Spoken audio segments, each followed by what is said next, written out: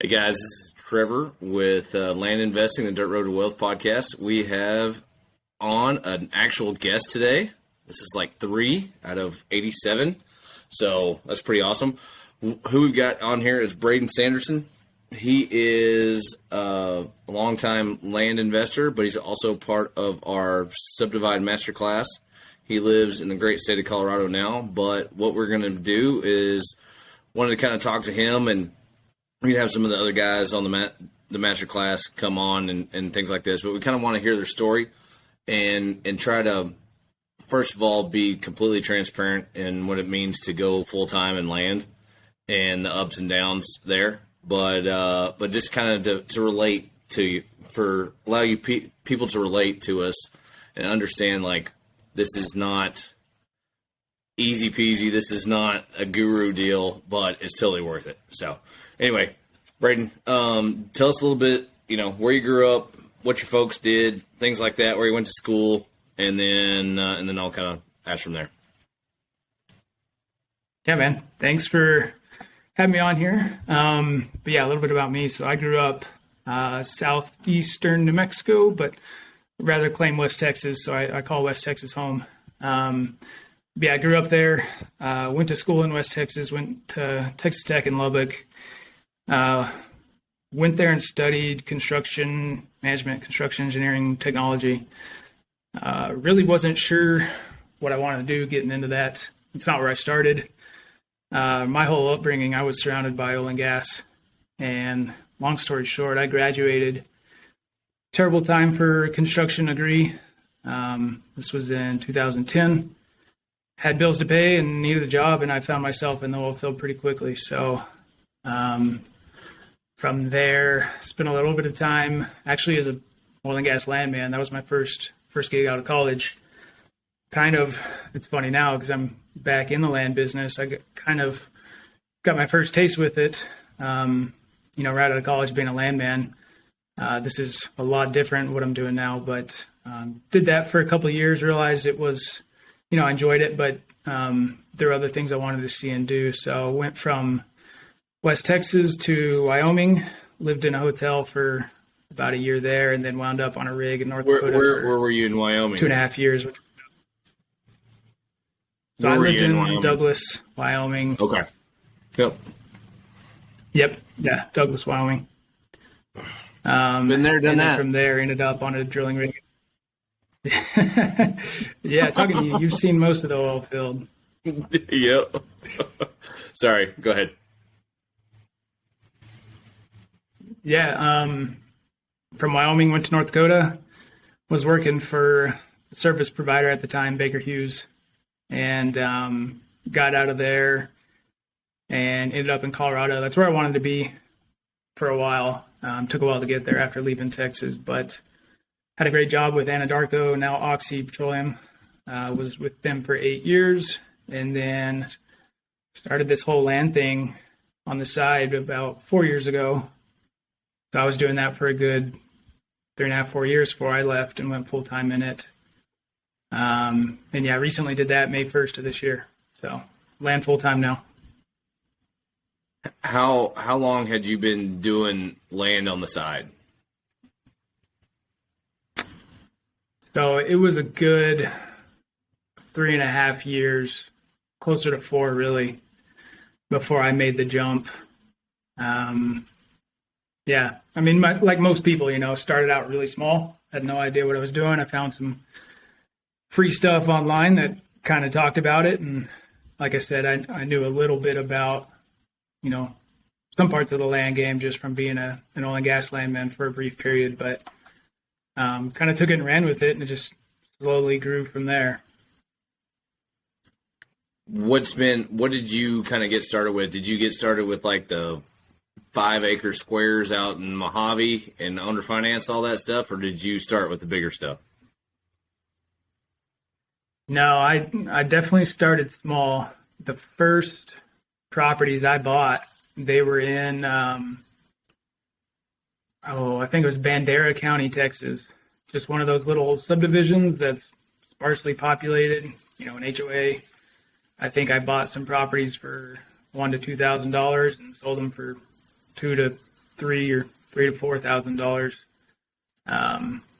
Again, just started small, kind of proving the concept, and went from there. Very nice. And did you just turn those into owner finance deals, or did you sell them for cash, or kind of what was your goal whenever you first started with the land stuff, right? Like not all of us, but a lot of us, that started, several years ago, it was all like, owner finance, $10,000 a month, right? Like that was the whole goal for all of us. Right. Yep. I definitely did some of that. I don't know what I was trying to do starting out. I was kind of just seeing what worked. I ultimately sold, my first, 5 properties for cash. I did end up buying some of those. I've never played around in Arizona much, but I live in Colorado, so I went there next, and there's some cheap dirt in Colorado, and that's where I started getting into the owner finance game, learning that. And I don't hold a ton of notes, but I did a few of those. I still will if it makes sense, but it's not necessarily what I look for nowadays. So how did you actually find this? Is it like, were you already doing houses and then you came in and you heard a podcast or you saw a video or you did something like that? Like, how did you actually hear about the land side? Yeah. So you mentioned houses. I do some stuff there, but the land came first actually. And It was a bit random, to be honest. My earliest memory of the land business, I stumbled on an article from one of the guys out there who puts out a lot of information, and it was how to retire from real estate. This was in regards to rental properties, but he had a lot of land stuff on his website, and I kept reading and kind of went from there. So I imagine what got me onto his website. I don't recall exactly, but I'm sure I heard a podcast and heard his name. And, I was always into you'll love this, but the whole Bigger Pockets thing. I've been a follower of them for quite a while. I know, sorry. shaking your head. I'm sorry. I know. Sorry. But that's kind of what got me interested in real estate. Oh, for sure. None of my family. Yeah. No, nobody that I knew really was involved in real estate, none of my family or anything. So that's how I learned about it and got my toes in the water. What did your folks do growing up? Yep. So where I grew up, Artesia, New Mexico, it's basically oil field. There's that, and then there's some farming, and that's pretty much it. And high school football. That's all there is there.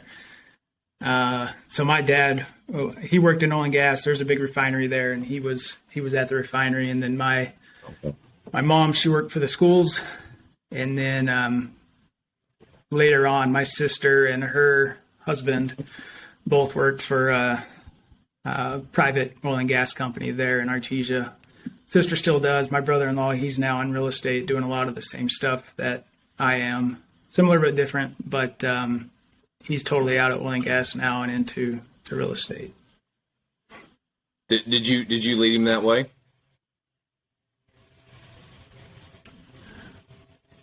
It's funny. We both started. I got into the land stuff. Well, I take that back. He was an oil and gas landman all his life. That's kind of how I got into it, because that's what he was doing. But when oil and gas started getting kind of slow or crazy here this last time, this was 4 years ago, I started doing the land stuff. And then really 2020 is when I got into rental properties and houses. And I bought my first rental property actually in Lubbock. And I think he saw that. We talked about it a lot.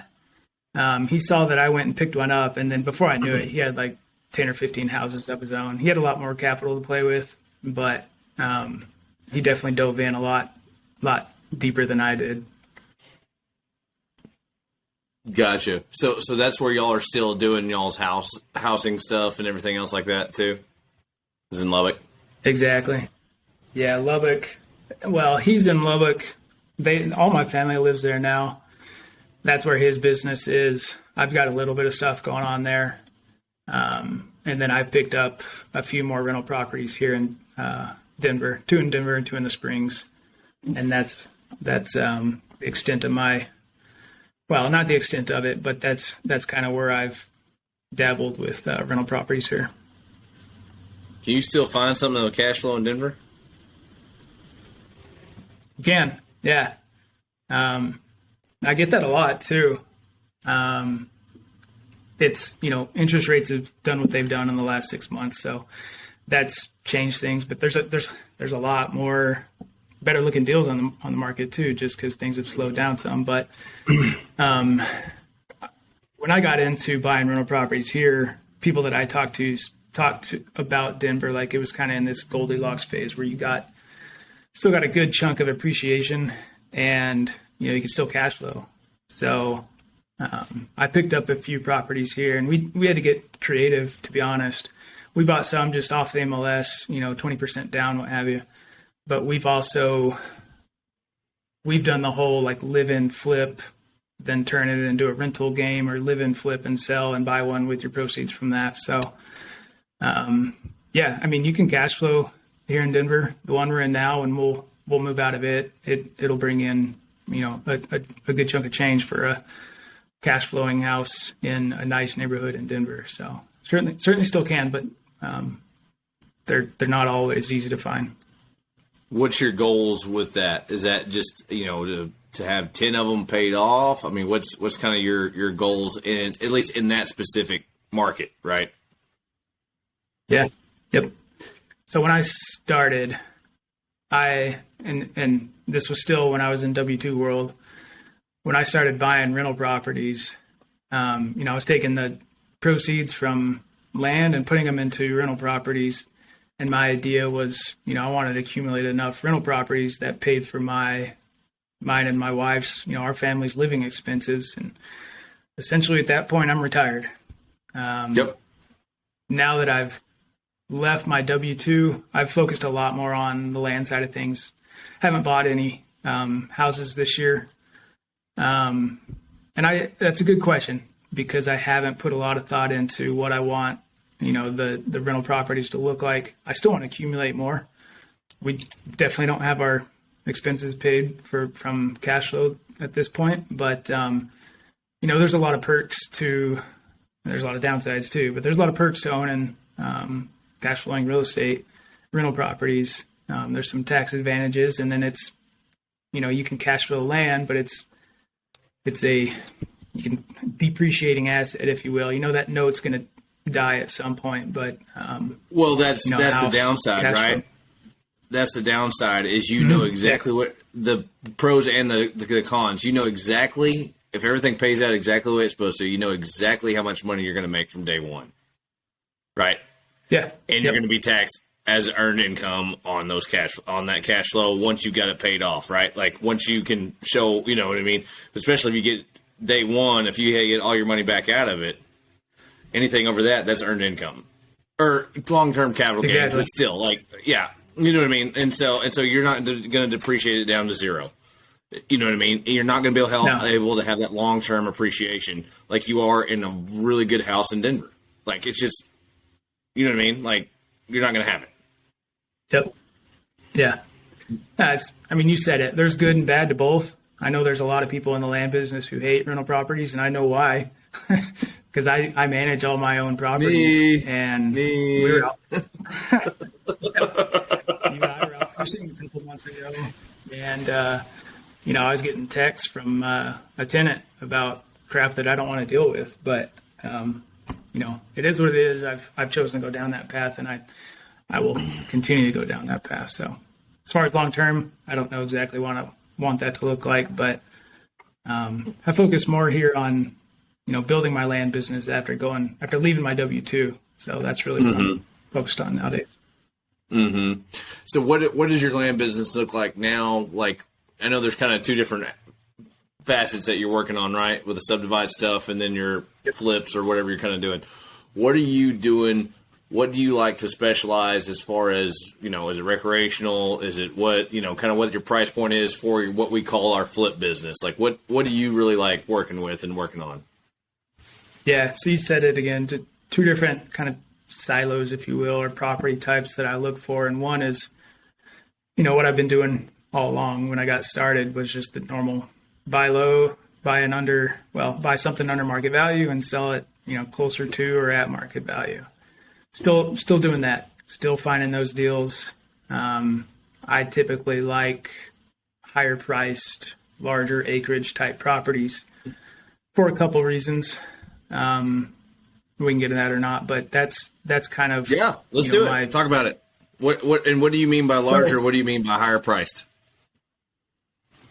Yeah, I've learned through this business that I hate sales. What I mean by that is I hate selling stuff on Craigslist or Facebook or anything like that. Like it just doesn't do it for me.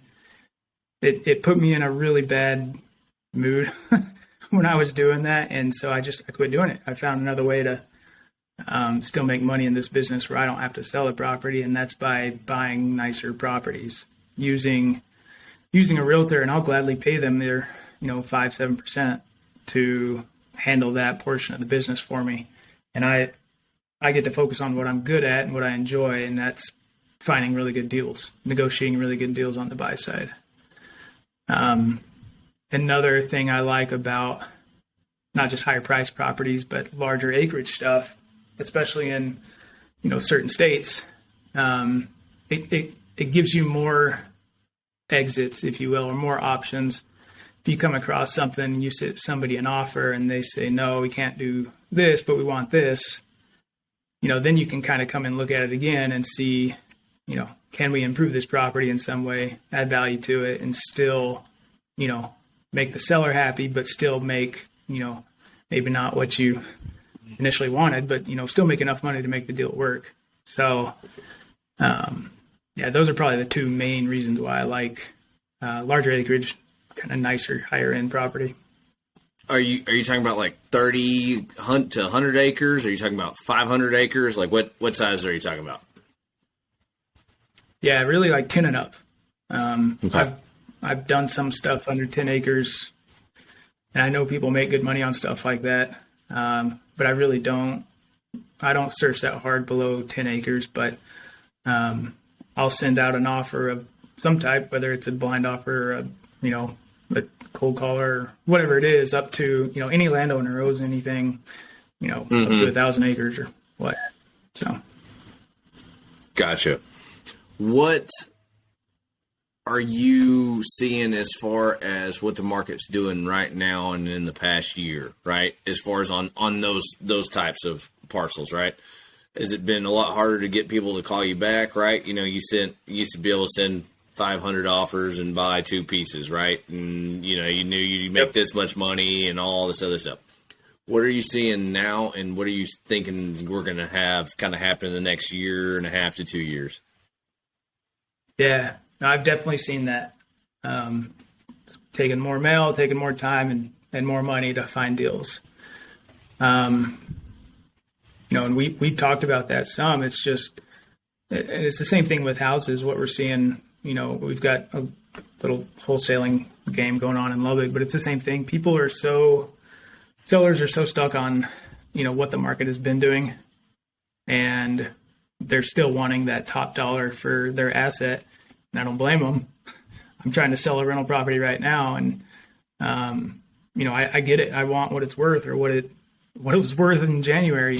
So I've definitely seen that it's getting more difficult to find deals. As far as what's gonna happen, I hard to say, but I don't see anything that would make me think that it's going to suddenly get easier again, or, could get worse. I really don't know. All I know is that when I'm finding deals and underwriting deals, I'm a bit more conservative. The subdivide stuff, when we first started looking at these, we were underwriting everything at 4 to 6 months of interest. And you really you got to take a harder look at that nowadays. Yeah. What's the property? Yeah. Yeah. Yeah, no, for sure. For sure. I think and I don't know this for sure, but there's a lot of people that got into real estate, whether that was as a realtor, was as a wholesaler, was as a flipper, was as whatever it is, that are going to get flushed out in this next year and a half. And I think that's going to take some time, because everything takes time. But I think that's what's going to happen is we're going to have a lot of these newbies, or even some of these people that had a whole lot of luck, one way or other, but they got spoiled doing this or that. Like, we're going to have a change, and real estate will not be nearly as sexy when you could buy a house, hold it for a year, fix it up, and the appreciation, especially like in a Denver or something like this, that saved your ass, was the appreciation was saving your ass when it took you too long to do all this stuff. Those days are not going to be here for the next year and a half or so, maybe 2 years, especially when we have Powell and those guys saying that they're going to be real hard on inflation for as long as it takes. Yeah, I totally agree. Just speaking of Denver and the whole housing market here, I mean, anybody could screw up and flip a house and make money. And I mean, I'm one of those people, I definitely took advantage of the market and what was going on here in the last 4 or 5 years. And then just with the market correction, if you call it that, whatever you want to call it. But I don't necessarily view it as a bad thing either. It's been a crazy run up in, prices for the last however many years. And it's kind of ignorant to think that that's going to continue forever. So I don't think it's a bad thing. I say that, but like when some of the interest rate changes started happening and whatnot, I was one of the many that were starting to think, well, what does this mean? What do we do? But at the end of the day, people make money in the up or down market every year. So I plan to be one of those people. And I think it's just, it's just kind of controlling what you control and not worrying about everything else. Yeah, well, and that's the thing about it is you've got the skill set, right? That's the most important thing, is you learn how to make money on the up or the down, and you're not going through the first 2 or 3 years where you're just like, holy shit, you're scared of your own shadow. And every article you read, you either feel like everything's going to be roses or everything's going to be end, and there's just all there is to it, because you don't have enough experience, and you've got to get your ass handed to you enough, and you got to understand, like, just like you said, there's people that make money every single day. There's things that trade every single day in every single market in the entire world, but especially in this country, that trade every single day that people make money on. Yep, very true. And that's got to be the nice, warm comfort blanket that you wrap around yourself whenever you want to sit there and cry in the corner. Yeah, it's funny, like interesting timing. I left my job in May 1st, my last day. Got heavy into, that's when the subdivide class started, oddly enough. That worked out really well for me. But a month and a half later, 2 months is when some of the, these things started happening in the news. And I'm on my own, no W-2 to fall back on now. So it's just interesting timing, but it is what it is. People make money in up or down market every day. And that's what we talk about all the time is being more than just the equity hammer, in our toolbox. There's so, hell, when we went fishing, right? Like we cured affordable housing in Colorado. You know what I mean? Like there's so many different things that can be done or should be done. You know what I mean? And all of it's possible. You just got to dive into it and not allow your emotions or allow, how hard it is to get it done to mess with you, So it's just, it's really, it is an interesting time, and it is a time of uncertainty because we've only had this one time as far as, a giant the Spanish flu, right? And that was the last time, 100 years, literally 100 years, right? Since the last time this had happened.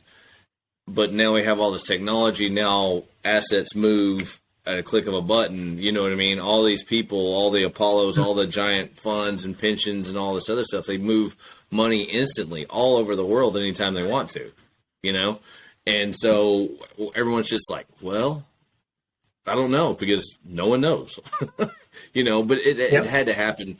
Affordability when it comes to anything across the country, but especially, in Colorado, California, parts of Texas now, right? Texas used to be the most affordable place there is. Go find a place in Austin.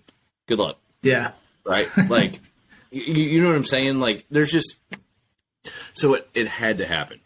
It had to happen, right? Like, there's only so much inflow and outflow you could have. And so it had to happen.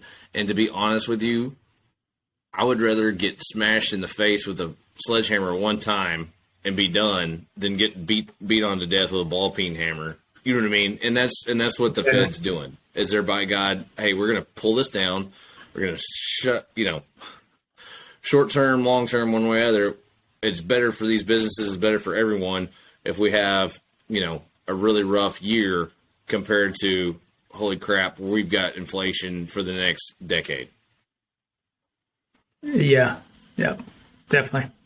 At least my untrained thoughts on whatever. So, and so, Braden, you're one of the 10 guys that we brought on as far as the subdivide class and everything. What's kind of been your experience with it? This is the course that we do with Justin and Adam over at Casual Fridays and everything. What's kind of been your experience, good, bad, ugly, kind of what, I mean, no BS, right? Like, kind of tell me, why you even decided to do it. It was not cheap, all this other stuff. Just give me your spiel, right? Just be honest with the people. It's okay. I won't hurt my feelings. Yeah, no, I don't mind doing that at all. So when I first heard about the class, I guess even before that, I was looking into and went down the path of trying to figure out this whole subdivide thing. So I knew that that's something I wanted to add to my business. Just because, well, not just because, but, there's a bit of randomness when you send out, blind offers and how many you expect to get back. And it's hard to run a business on, when there's a little bit of randomness involved. So any way that I could add, another way to get another deal in my pipeline is something that I found, valuable. So like I said, I had already gone down the path of kind of looking into a few. I talked to Justin on one here in Colorado early on. I think it's actually one that y'all looked at too. But in any case, that one didn't pan out, mostly because I had no idea what I was doing. But yeah, I decided to throw my name in the hat for the master class, and I'm glad I did. It's been a heck of a learning experience. I looked at what I thought were subdivides often before, and there's really something to say about like what is an actual candidate for, possible subdivide. There's a lot that goes into that, more than I thought. And it varies from county to county, state to state, different jurisdictions, how close you are to, town. So it's been a learning experience for real. Myself, specifically, I've got one deal that I'm working on right now. We closed about a month ago. And, that deal came about by, I guess I got my eyes on that deal before it went to market, the day before it did. And that was just through a relationship that I made with a broker. Mm-hmm. And that's, to be quite honest, that's not something I was doing beforehand. You don't necessarily do that in the whole flip game. But that one came to me and we got it under contract, locked it up quickly. And then it's been a slow process since then. There's a bit of road work and cleanup and whatnot involved. And still trying to get that thing relisted and back out to the market. So yeah, that's the one that I've been working on here. But you mentioned, it's not a cheap class. This one deal here, I'll make back, my investment plus a little bit of money. So even despite that, it's been, I've learned a ton, and I've gotten one deal out of the class so far. But that was, we started in May, and so that took 2 or 3 months to get something on contract and move forward. And this is something that I'll do this until it, I get bored of it or it stops working or move on to the next. So I'll be until you start building apartment complexes or something, or that's something. But it's a skill that was taught to me and I learned, and I'm, I plan to do this many more times than just, the one time. So it's been a great class. You said be upfront and honest, and I guess the downsides, man, it's not easy. I'll say that. You get your teeth kicked in quite a bit, just, in the normal business that most people do with land. It's the same here. Same thing applies. We're still making a ton of offers, making a ton of phone calls, and getting a lot of no's. So it's not easy. I think there was a bit of naivety, whatever. Mm-hmm. I was a bit naive coming into this, thinking, I'll be looking at on-market deals, and a lot of these will pencil out, right? You just take something and split it up in however many parcels, relist it, and make some money. This is gonna be so easy and great. I just need some fine tweaking to my process, and that's not what's happened at all. So. Everyone can do it. It's not hard at all. Just go ahead. Just buy it big pieces and cut it into little pieces and make money. Congratulations. Yeah. No, anybody can do it. That's certainly true. But man, it's been tough. But it's been worth it. So here's the cool thing about it is once you get it, one of these deals to market, it really is not much work. Right? Like you're receiving information. The broker's talking to you on offers, what you're going to accept, what you're not going to accept, how you're going to go through it, and then you sign some damn documents. But the finding, the funding, the finding, the underwriting, the funding, the closing, the prep work, all that other stuff is a lot of work. Yeah. First 60 days is a real pain in the ass. Yeah. But a lot of that work you do in the first 60 days for that one deal will lead to others. And we've kind of seen that as a group. So Daniel is another guy working the same area that I am. For one, like him and I, it's been good to work with other people. I'll say that too. But just the relationships that we've made with, some existing brokers that we've already had there, in the areas that we were working. But we've also found new brokers, new surveyors, new dirt guys, and a lot of them want our business, new banks. So that's something that I didn't have 3-4 months ago. That's the fun part, right? That's an actual business that you're building. And here's the really cool part about that. And if you're listening, guys, listen to this. Where do you live, Braden? Colorado. Where are you doing your work at? Missouri and Arkansas. There you go. This guy is doing stuff halfway across the country, whatever, across Oklahoma, Nebraska, and all that other stuff. But, that's awesome, right? Like, he's doing these things and building those kind of relationships there, and you can do that. That's what's cool, right? Like, my family's been doing this stuff for a long time, but we've always done it kind of in our own backyard, right? God forbid we buy anything without doing this, and this, right? That's the cool thing about the technology now with having people helping you. That's the real fun thing, or the real good thing, not always a fun thing. The real good thing about when you're using other professionals. First of all, the big deals, there's enough meat on the bone to pay the professionals. Secondly, you got a bunch, you get, whenever you have a real team around you that wants you to do well because they do well when you do well, it keeps you out of a damn bind. The bank's not going to lend on it if it's a bad deal. If you can't pass on your vision and what you're planning on doing, they're not going to get, if you talk to the surveyor, and he's like, dude, this is not going to work here. Like, when you talk to the other broker and says, hey, this thing is not going to work, whenever you got your guy and says, hey, we need, 50 acres at $5,000 an acre. If it's, $10 over, I'm not going to be able to sell it. We can put it out there, but I'm not going to be able to sell it. That allows you to sleep a hell of a lot better at night. Yep. Yeah. And you mentioned doing deals on the, a couple states away. Supposedly I've been to Missouri before, but I was too young to remember it. But the subdivide here, the first time I've been that I can remember was to go look at this subdivide here. So got under contract and went out there. I wanted to see some of the, improvements we were doing. Plus I wanted to face-to-face meet this broker. And but you're not living there, right? Yeah, that's the thing about it. Like you can do these things, right? Like you can do these kinds of things and explain to people like, hey, just because you live in Southern California doesn't mean that you can't do it somewhere else. Exactly. And that's something that's really cool. Obviously, would I be doing that on a 100 townhome development deal? Probably not. I would need to be there a lot. You know what I mean? Like that's a whole nother ballgame.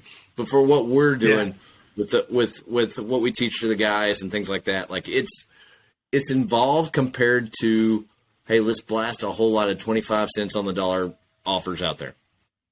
It is. It's involved compared to that.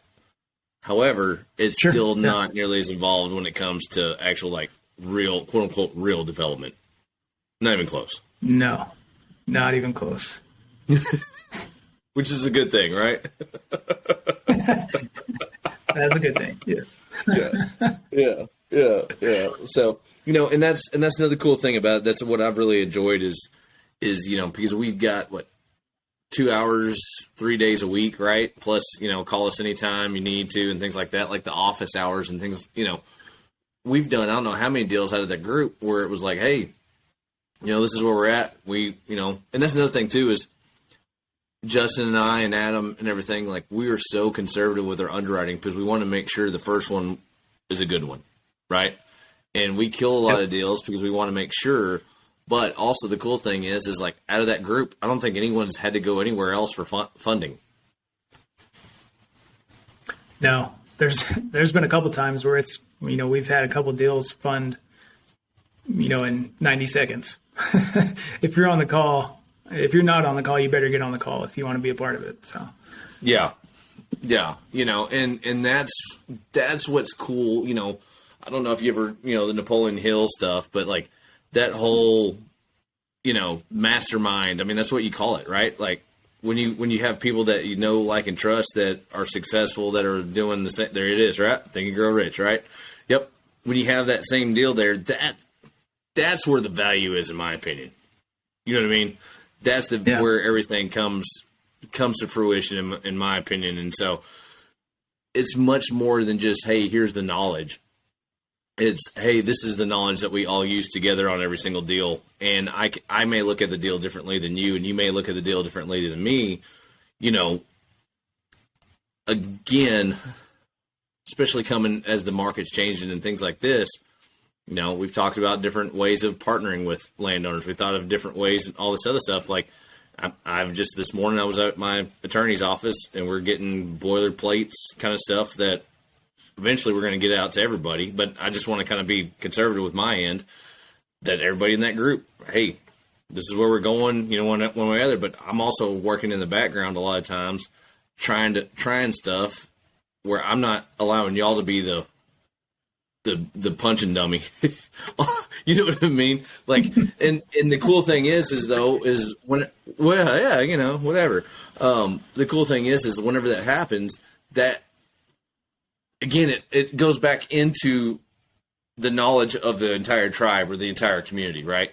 That's what's the cool thing is about this. And another cool thing is like, we couldn't have found better guys to get started, right? This first group, as far as people working together, truly coming in as, servants' hearts, helping each other as individuals, doing whatever we can to make sure that it's a win-win for everybody.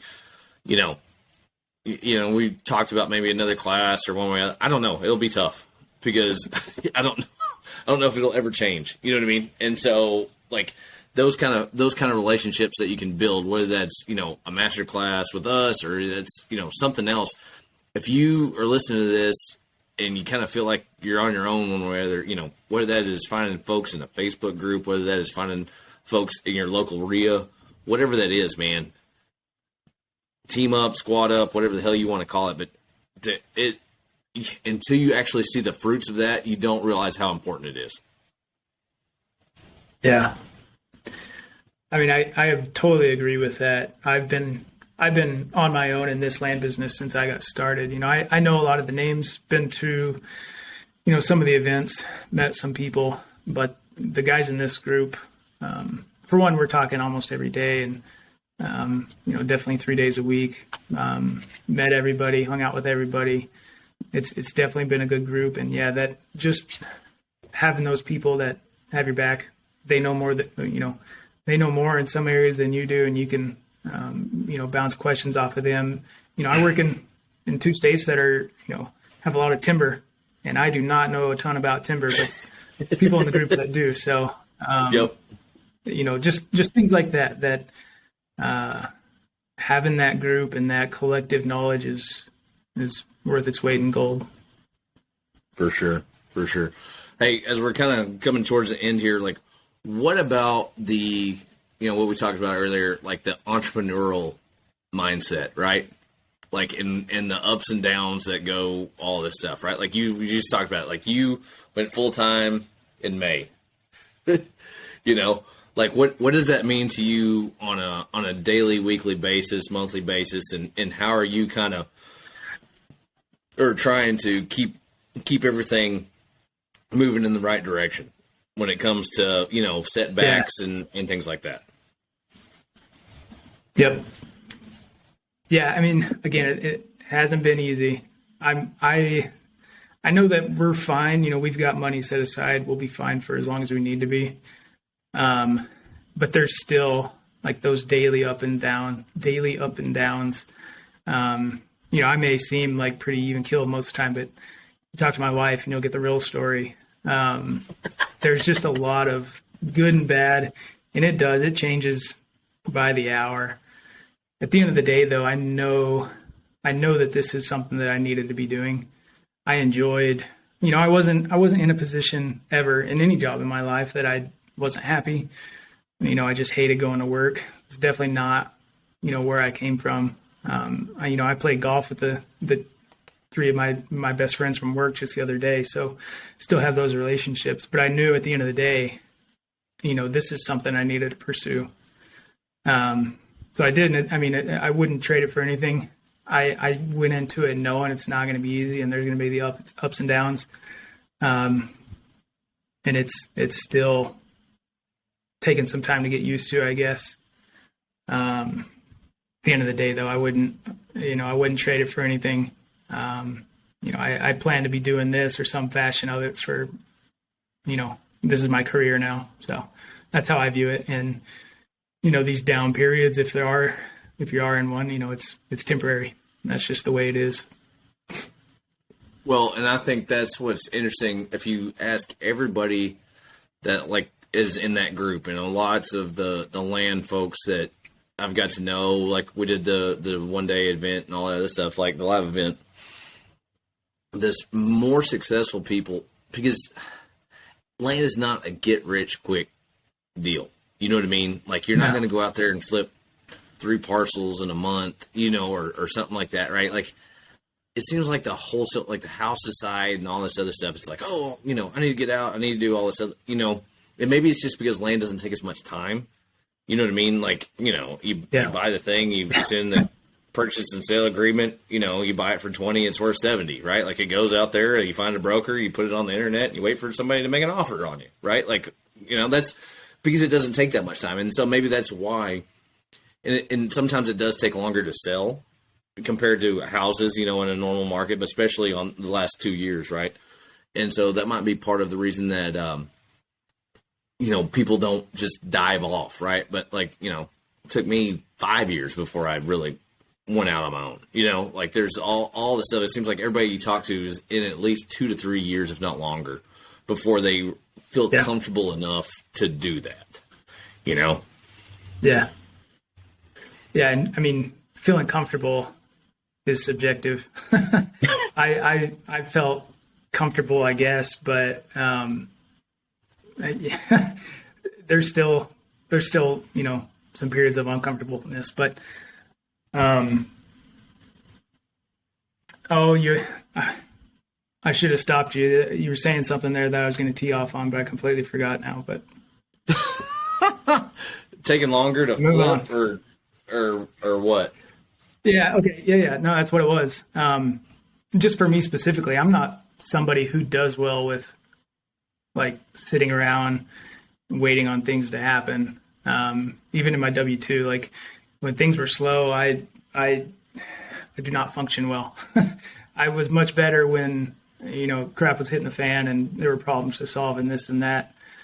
With the land business, you know, there is some of that at times, right? So you send out a ton of mail and then there's a 10-day, 2-week turnaround before you even get a start of a response on that. And that's all going to be hate anyway.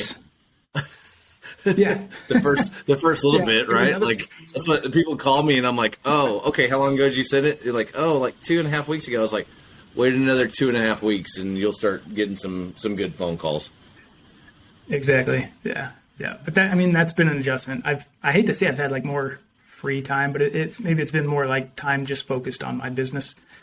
And, you know, when I'm waiting on mail to hit or waiting on brokers to call me back or whatever it is, I've had to find things to, fill my time with or use that space to think like, what do I want? You know, what's the next steps in my business? Where do I go from this subdivide to, you know, do we look at entitlements and development type properties, things like that. You know, I'm allowed that time now to think further out, 5-10 years which could be good or bad, right? Yeah. then you start wanting to build, you know, top golfs and whatever else, and who knows, but go both ways with that. Oh, I know. It's almost easier when you're like, I have to do all this stuff for my W-2. I got to do this for my family, and then I will be forced to get all this stuff done in 2 hours a day, right? Like with your land stuff, you're like, and you can get it done, and you can literally get it done and grow a business 2 hours a day, right? Like easy. And that's what I did. Now then you got 8, 10, 12, 14 hours a day, and you're like, oh shit, right? Like I got my stuff done, and now do I just send more marketing? I don't know what to do, you know? Yep. Yeah. Before I left my W-2, my first meeting was at 7. So I had until 7 to get as much crap done as I could for my business. And then if the phone rang throughout the day or I needed to make a phone call, that's fine. But, you know, I had 2 hours a day where I could really focus on the next step, the most important next step for my business. And now, like you said, yeah, I mean, it's, you know, my own schedule, and that 2 hours is now however many I want it to be. And yeah, sometimes you do send out a lot more mail than you maybe have to. And we'll finish up with this. Like, what do you see as your weakness, and what are you going to kind of focus on in the next year or so? As far as, you know, you're talking about with your individual business, whether that's houses, whether that's land, you know what I mean? What are you kind of thinking on? Yeah, we've talked about this before offline, but I think one of my weaknesses is putting myself out there in front of people with money. A big part of this business and let's just take the subdivide stuff in general. You know, you're raising money, and, you know, people who are in the land business are used to a certain return, but there's a lot of people out there who are used to, you know, a lesser return. Zero return and no control, right? Yeah. Yeah. Yep. So putting myself in front of people that, you know, would want to invest with me and partner with me, explaining the land business. I've done that a couple of times. It's not an easy conversation. It's not something that I'm comfortable with, but I know that, you know, cheaper money is always going to bring more deals, and that's something I'll keep doing, even though I'm not proficient at it quite yet. Well, and you weren't proficient when you were sending mail, and you weren't proficient when you were calling house people back and all this other stuff. It goes against probably the way you were raised, right? You know, work hard, shut your mouth, go to church on Sunday, save your money. Exactly. You know, congratulations. Yep. There you go. You know, and now your business is Braden Inc. My business is Trevor Inc. Right? Like that's, and if you were able, especially me coming from a sales background, if I work 40, 50, 60 hours a week selling some shit for somebody else, why can't I do a quarter of that for my own self and my own future and my own family's own future? Yeah. And that's a hard pill to swallow, bud. I did not like that at all. Yep. It did not go down worth a damn. But it's the absolute truth. You know? Yeah. And that's you know, that's part of the entrepreneurial spirit and what you're going through is you're gonna have to look in the mirror and it's not gonna be what you really wanted to look at sometimes. Yep. You know? Yep. And that's okay, and you gotta just be like, hey, I'm not where I want to be right now, but I know what I need to do. And that's where I think that never changes. I don't care what you're doing. You know what I mean? I don't think that ever changes. Whether you're Elon Musk or Tim Cook or what, you know what I mean? Like, I don't think that ever changes ever. And that's just one of those deals that you got to realize, like, this is me and this is who I am from here on out. Yep. Do it anyways. You know? So, anyway. Well, Braden, all right, nearly an hour. I'll let you get going. Man, thank you for coming on. But I will, like I said, I'm proud of you for coming over that stuff. I remember you talking to you before, you know, a couple years before, you were talking about doing subdivides, and now you got one. Yep. You know? No, I appreciate you having me, man. It's been good just being part of the group and getting to meet everybody. And it's guys like you that, you know, get up here and speak about what they're doing. Put out free content. I would not be here if it weren't for people like you and what you're doing. So I appreciate everything that y'all have done. Yeah, man. Is there a way that people can reach out to you as far as any kind of websites or anything else like that you want to share? Yeah, sure. Let's see. Probably the best email anyways is, Braden at Lazy S Sanderson, lazysland.com. I'll be like you too. I'll hand out my cell phone here, but there you go. There you go. 575-308-3. Yeah. 575-308-3630. Awesome. And like I said, guys, if y'all are in the Colorado, especially that Denver, anywhere up there, if you've got capital that you want to put in, somebody that knows what he's doing, reach out. Braden, he's a good dude. Likes running and long walks on the beach and everything else. So anyway, all right, man. We'll talk to you later, dude. See ya. All right. See ya.